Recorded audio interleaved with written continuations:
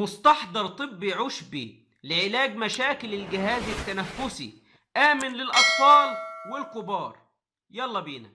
السلام عليكم ورحمة الله وبركاته. معكم دكتور أحمد سرور من قناتكم قناة كبسولات دوائية. إن شاء الله في فيديو النهاردة هنتكلم فيه عن البيبي تون شراب، وده مستحضر طبي عشبي بيحتوي على 4 مواد فعالة لتحسين مشاكل الجهاز التنفسي سواء للأطفال أو الكبار. أول حاجة بيحتوي على خلاصة أوراق الزعتر المذيبة للبلغم والقاتلة للبكتيريا. تاني حاجة بيحتوي على مستخلص زيت الشمر اللي بيحسن من حركة أهداب الجهاز التنفسي، فهيساعد أكتر على إذابة البلغم وطرده خارج الجسم. 3 بيحتوي على خلاصة ثمر الورد الغني بفيتامين سي، واللي طبعا هيقوي مناعتنا ضد الكتير قوي من الميكروبات.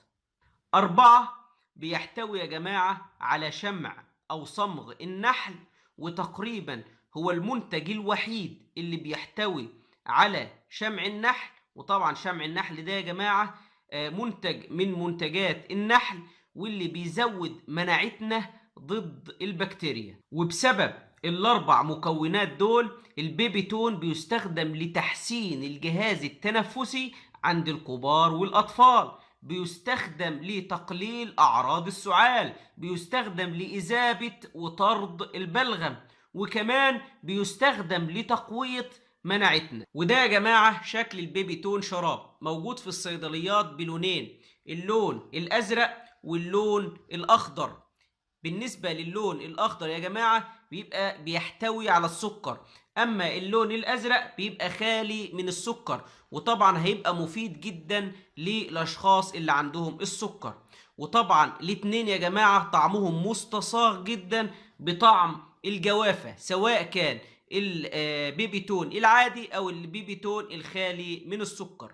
وسعرهم الاتنين في الصيدلية 18 جنيه.